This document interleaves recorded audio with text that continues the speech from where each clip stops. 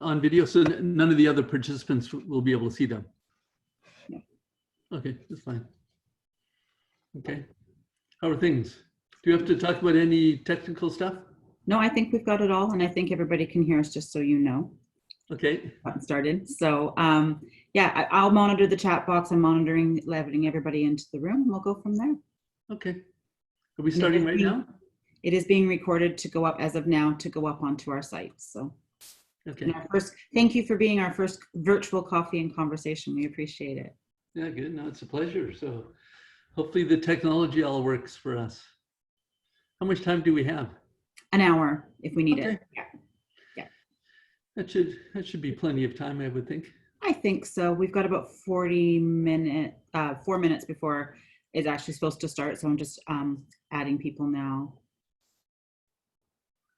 How many? Okay, fine.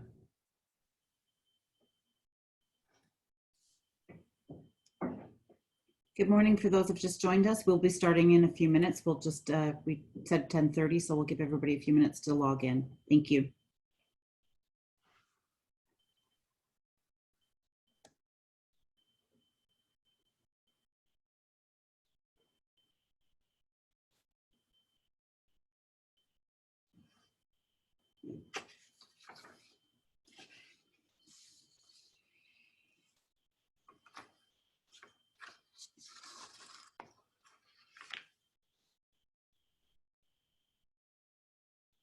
It was a kept me busy morning with announcements.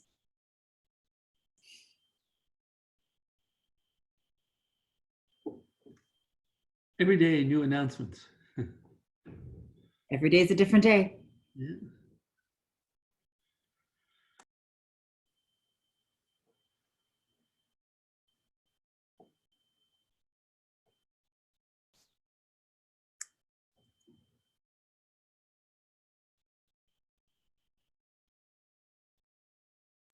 It is being recorded. I did pause it there for a while.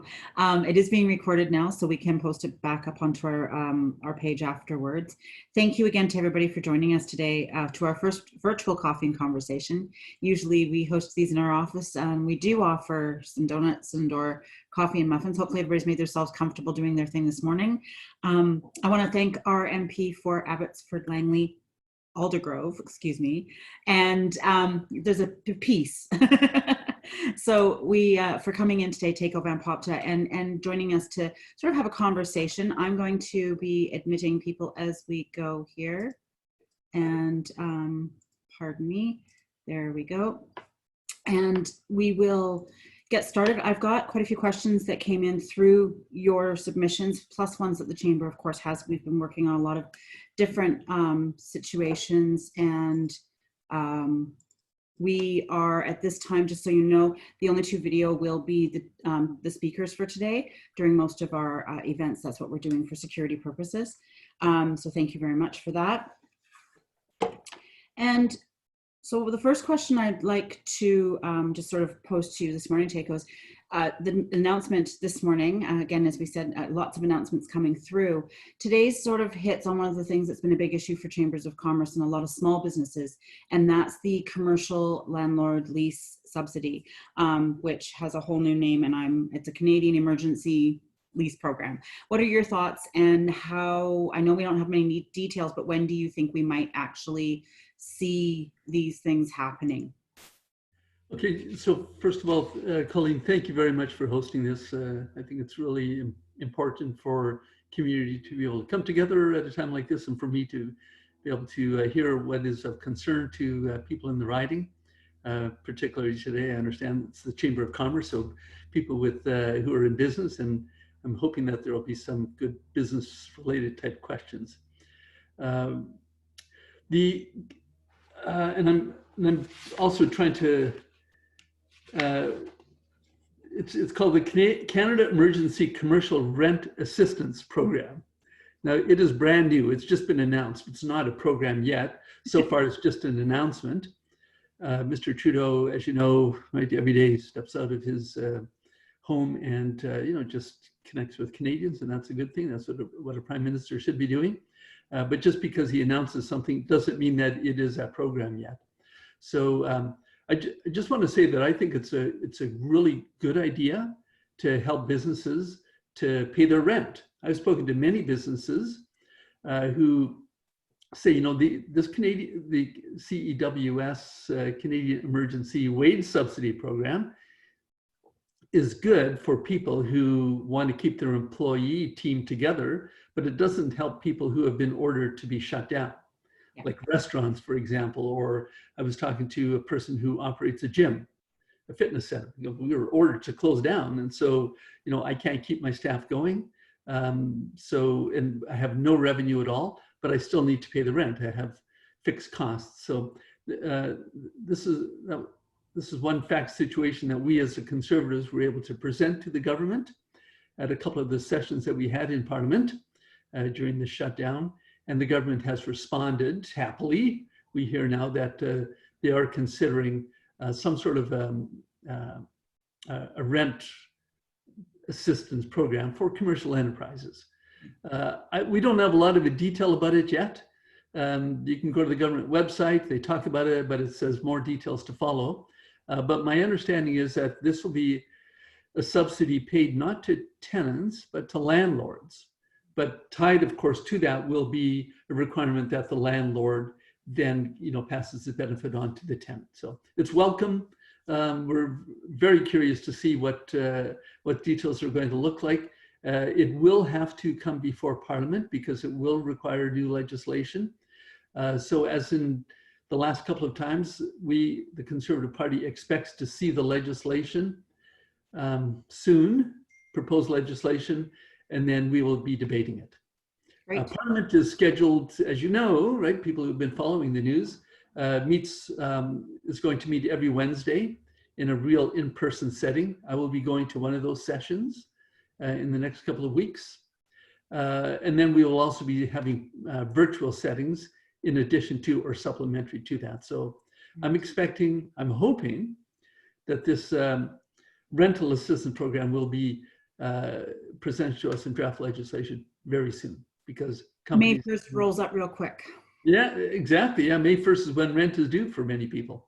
And through our survey for the BC Chamber and the one that's coming from the Canadian Chamber closes today, that's being done with Stats Canada, that one has almost 14,000 people signed up to the survey, which will be a really good cross-section across Canada.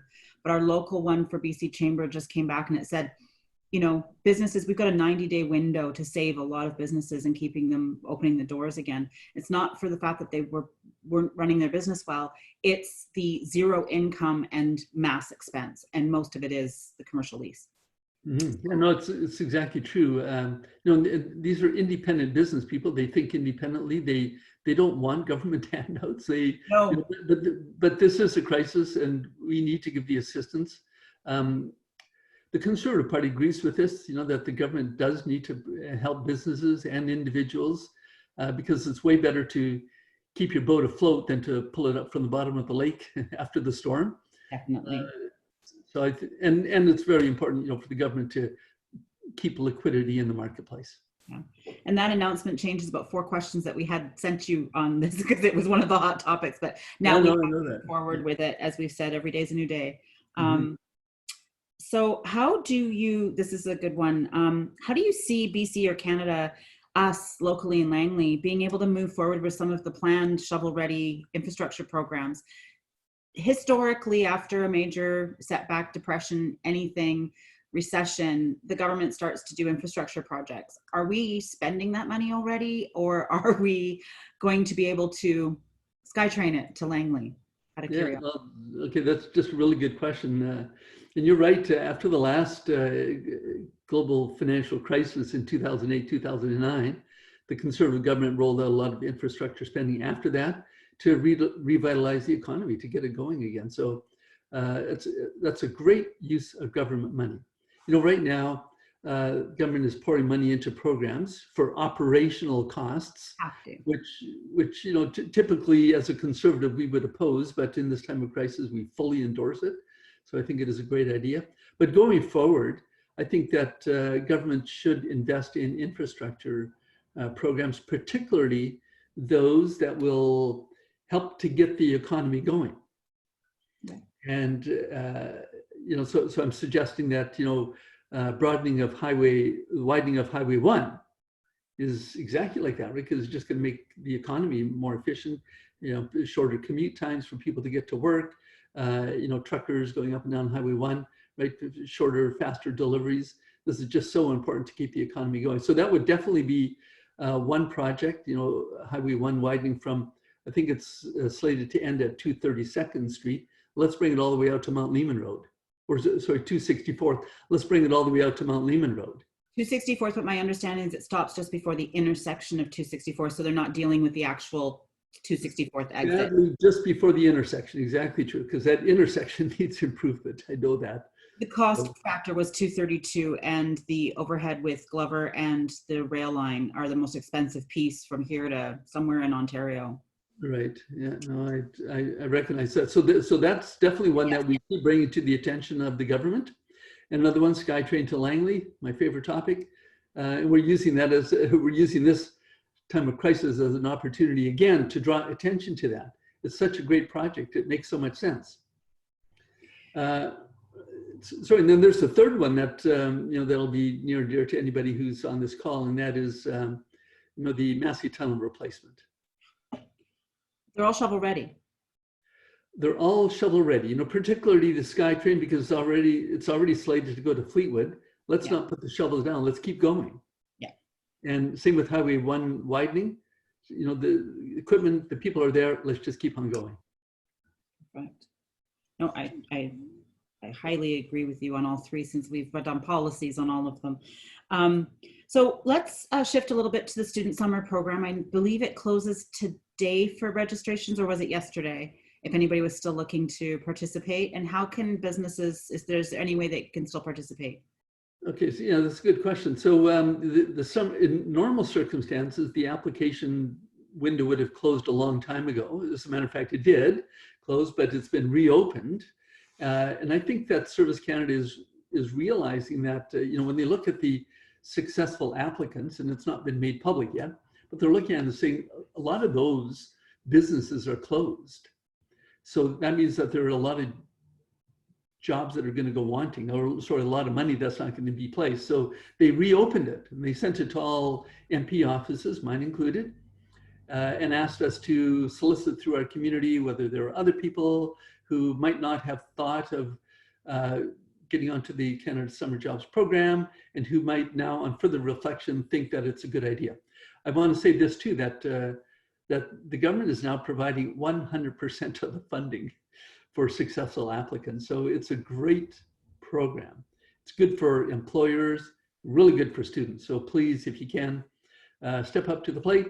And yes, the deadline, should have had this call a week ago, but the deadline actually is today. So Colleen, with your help, we did get a bunch of other applications in under the wire. We sent them in.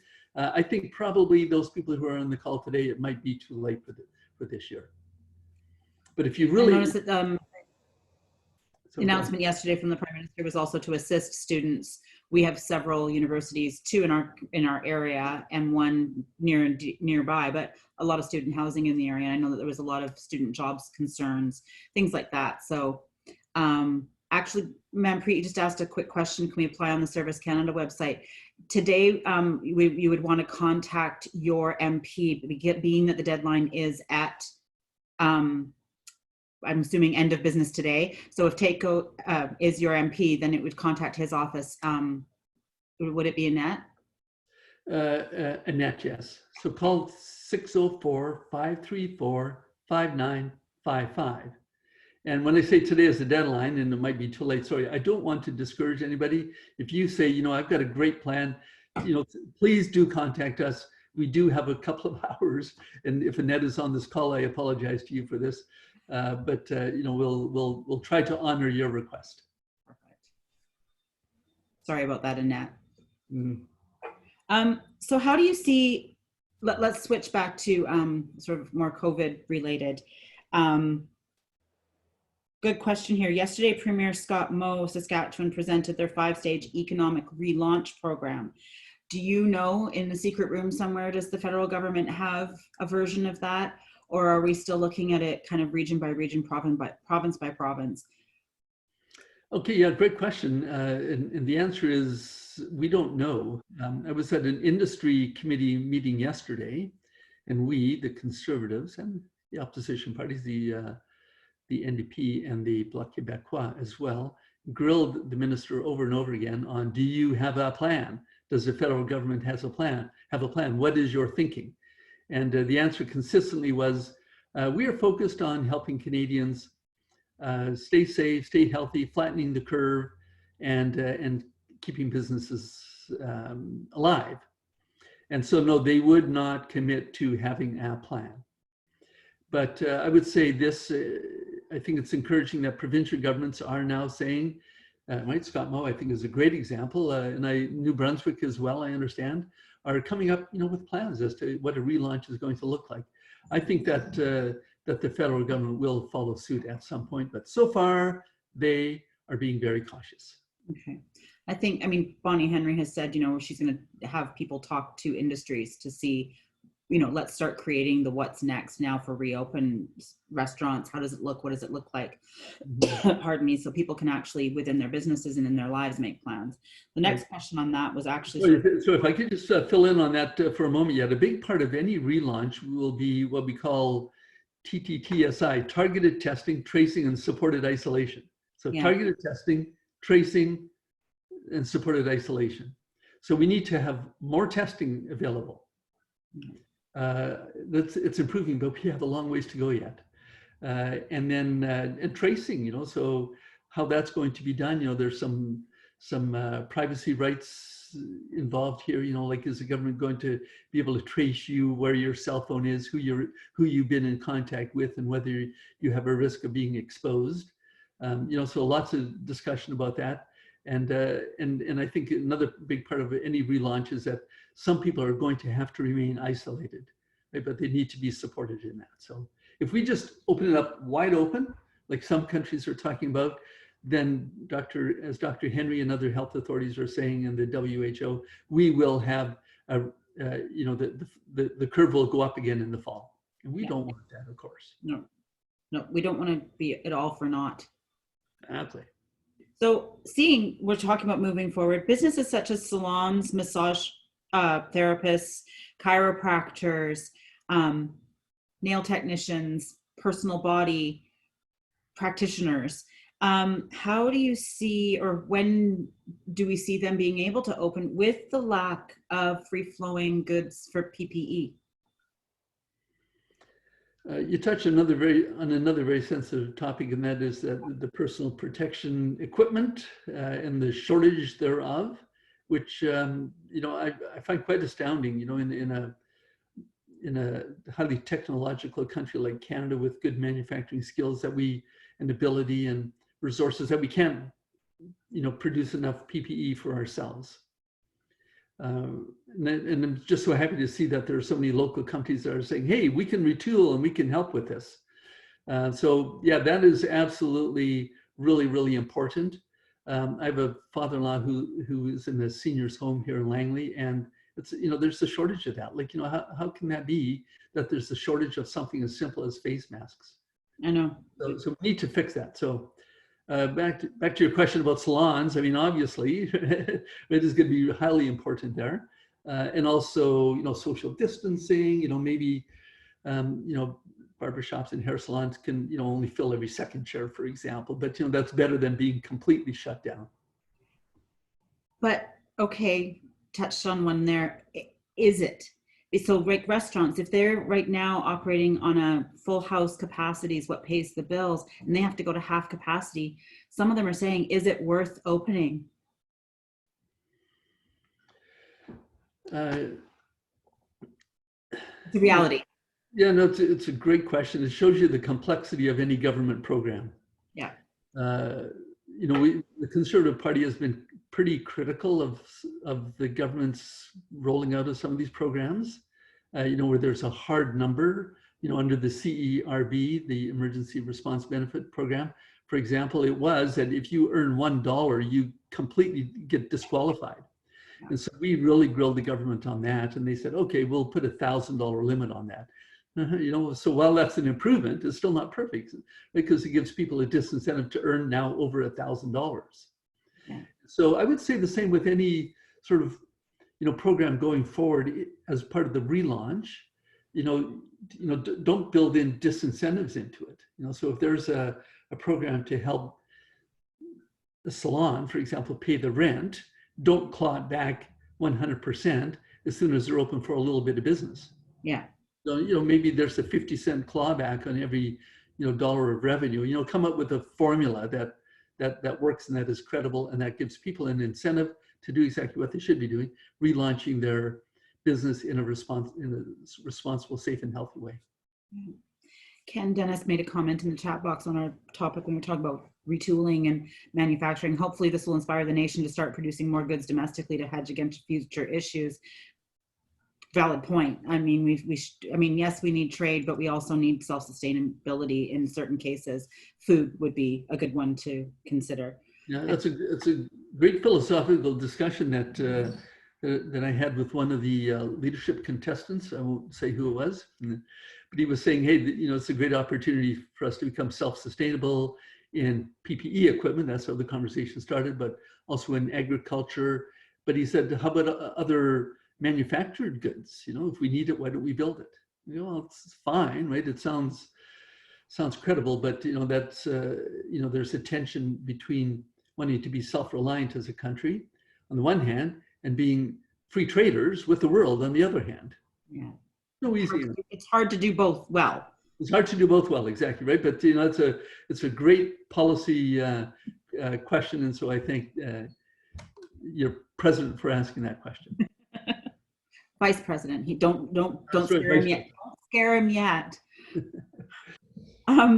So one of the questions we have is, when can we reopen our business or return to normal? Do you have a crystal ball? Because I don't.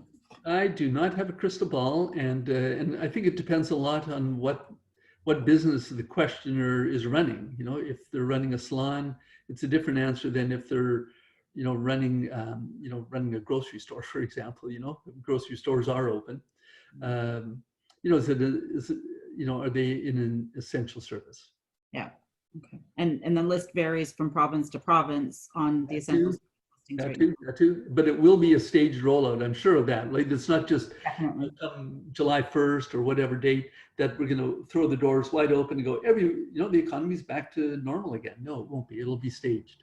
So Tako, so on that subject, we're going to have a staged rollout, and these businesses are going to be able to open at this point, and then these businesses or whatnot.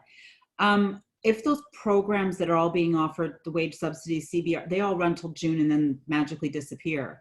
Are we looking at, if this continues into July, August, September, these programs will still exist? Well, we will, you know, change them, or do you have to go back to sit and discuss and relaunch? What happens next?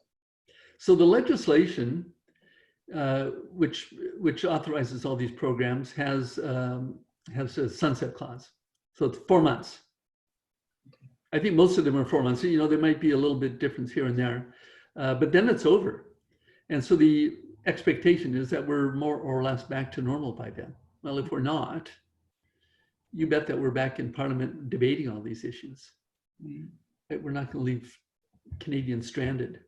All that said, right, the Parliament of Canada has authorized spending almost $200 billion that we actually don't have. Right? So it's all borrowed money. Yeah.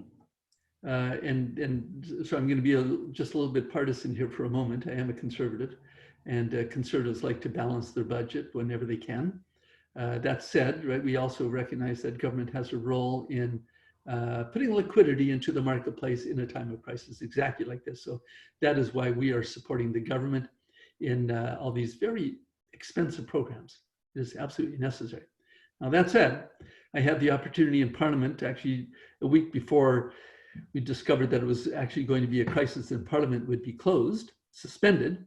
I did have the opportunity to question the Minister of Finance on why, during times of full employment, during the last 5 years, their first regime, they went into debt a further $100 billion, right? Time of full employment, good, strong economy, good government revenues, you got to be able to balance the budget at a time like that, and maybe even pay down debt the way previous governments have always done. Harper and even two liberal prime ministers, Jean Chrétien and Paul Martin, they realized that in good times you got to pay down the debt so that when bad time comes, you've got more firepower.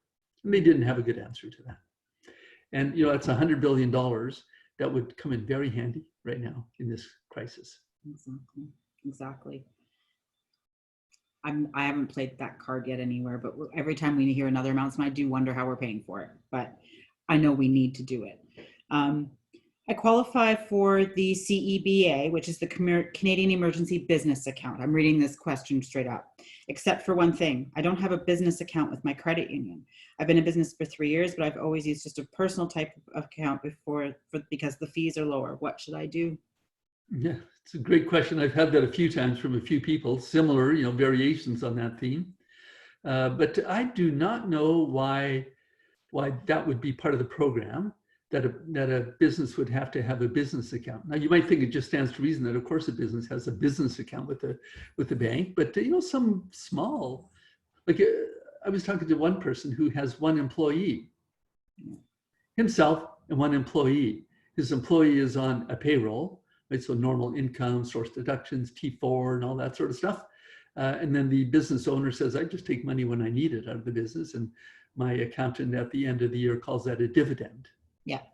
So very small payroll, one person. And he goes, I don't need a business account. It, costs me $100 a month, whereas a personal account costs me $25 a month. And my credit union is okay with that. So, but I don't qualify. That's stupid. And I agree. That does not make sense. Is it? It's not illegal what he's doing, right? Just having a personal account. I wonder if it's how the financial institutions are handling, if how they've set it up, because they've each been given their own way of setting it up. So for instance, RBC is setting it up like a credit card. That kind of a situation where it's a quick, no interest payment credit card. Here's your credit card with the money. There you go. So so I'm wondering if it's based on each type. That's something I could investigate. And if the person's on the line, they could email me and I can see if I can answer their question. Right. I just want to add this too, Colleen, that that question precisely was put to the Minister of Small Business at the Industry Committee yesterday, and Mary Eng, and she goes, thank you very much. We've heard that on a number of occasions, and we are looking at it. It doesn't mean it's fixed. They're just looking at it. Yeah. But, like, why would that disqualify somebody, a small business?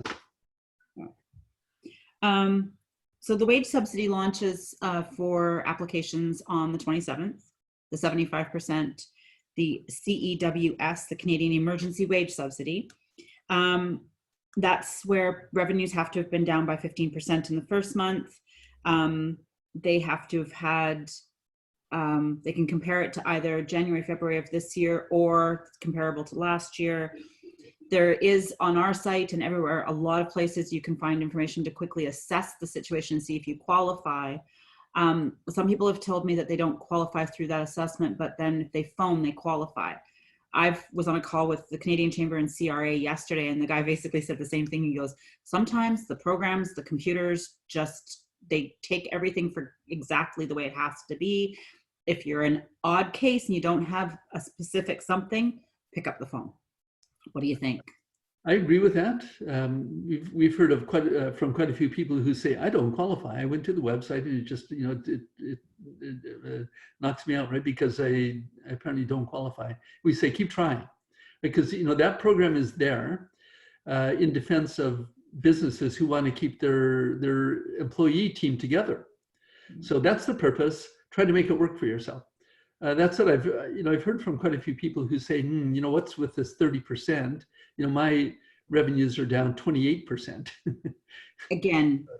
Yeah. So, like, why could that not have been done on a sliding scale? I don't want to be too harsh with the government. They, in very short order, put out, a very sophisticated program, which is working for many, many people, many businesses. But that said, do try harder and pick up the phone, call my office, call Colleen's office. We'll see what we can do to help you get qualified. The other part on that too is one of the qualifications is you had to have a CRA business account. And usually if you go in online and you register for that, again, it says, okay, now we're going to kick you out a passcode and it's going to come to you in the mail. And then 3 weeks from now, when you get that piece of mail, you come back and enter the passcode. Again, if you phone, they're actually been legislated to send things by email and access those codes right away. So as long as you might have to spend the day on the phone, but it might save you 3 weeks with the mail and get the money flowing further, especially for this wage subsidy. Yeah, I would agree with that. But that said, you raised, sitting on the phone. I've spoken with people who said, I spent 6 hours on the phone and then I lost connection. Like a day's work just doing that, right? So I recognize it's very, very frustrating for people. Very frustrating. And the day of that the number of applications, I just heard some figures today in a call, and under the SIR program, 7.12 million Canadians, 7.12, like a third of Canadian workers have applied. And $22.3 billion has been spent already on that program. And it's only the second month. Only the second month, right? So it's huge dollars, but kudos to our bureaucracy. As frustrating as they are to deal with, kudos to them that they're actually making this work.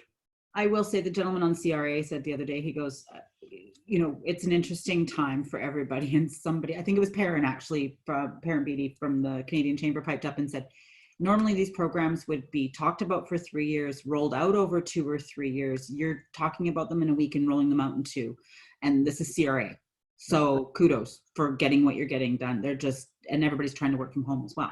So it's a good point on that too. Yeah, they're not in their offices. They're all over the place. Yeah. When I'm talking to people, one person says, yeah, I'm at home in Sarnia at the moment, or another person is up in somewhere in Quebec or New Brunswick. So yeah.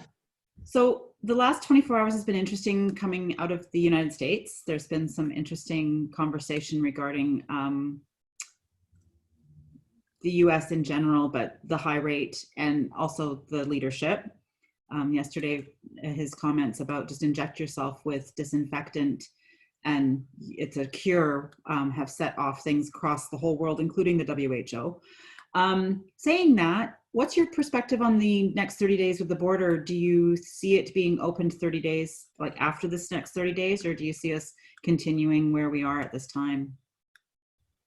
Well, the agreement now between the United States and Canada is that it will stay closed for another 30 days from a few days ago. I think that is the right thing to do. Less travel, I think is important. People should stay at home. Difficult for me to say that because I have family that lives in Linden and I would love to go see them. But, it's just over Skype or Zoom instead. But I'm happy to say too that both countries recognize the importance of continued trade. There's $2 billion of business a day between the two countries, and our economies are so integrated that I'm happy to hear that the President of the United States recognizes that as well and is saying, okay, we need to continue that trade. So let's keep that going. And individuals, be patient for another 4 weeks or so. Okay, perfect. I have gone through the 30 questions I've had, and Tako, you just asked to enter the room again. I'm going to assume that's a Nat. There's a Nat. Okay. Must be a Nat there because I'm still here. So yeah, there you are. So did you have anything else that you wanted to share with us that you've been working on in the community, or some other things that have come up that you think our members would be interested in? Well, there's been a lot of talk about, what does a relaunch look like? So, and a lot of this is happening sort of below the radar, because it's dangerous to be thinking out loud on things like that. But, the Conservative Party is floating ideas and, wanting to present options or ideas to the government as to, what could be done. And it's, as you said earlier, different from province to province. So yeah, that is something that we're working on a lot. I would say this, that, and I'm going to put my partisan hat on. I'm a member of the Conservative Party, which is the official opposition. We want Parliament to sit, you had said, in person 3 times a week. And, with a very reduced roster, like I think we had 11 people from our party there in the 3 sessions that have happened so far.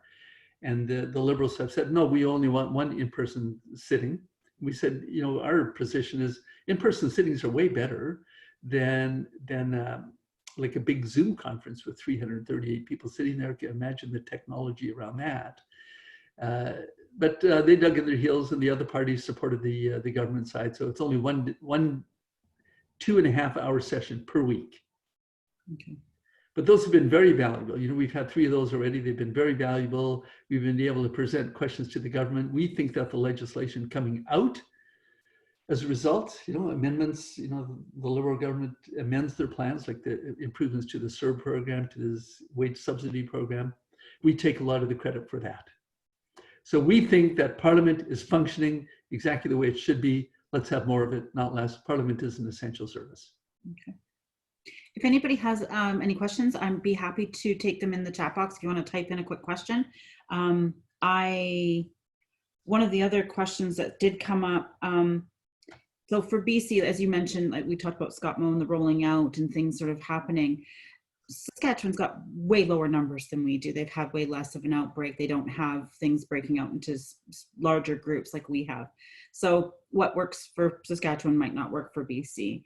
What might work for BC probably won't work for Quebec. Let's you know, where the spike's bigger in Canada. So with saying that, how does the federal government sort of, how do you manage all of the provinces moving around at once? Like loosening up. Okay, I sympathize with the Trudeau government to be really cautious in any relaunch program, right? As aggressive as we are, saying, listen, government, you need a plan. I recognize that, you know, it's a time for caution because you don't want to relaunch too soon.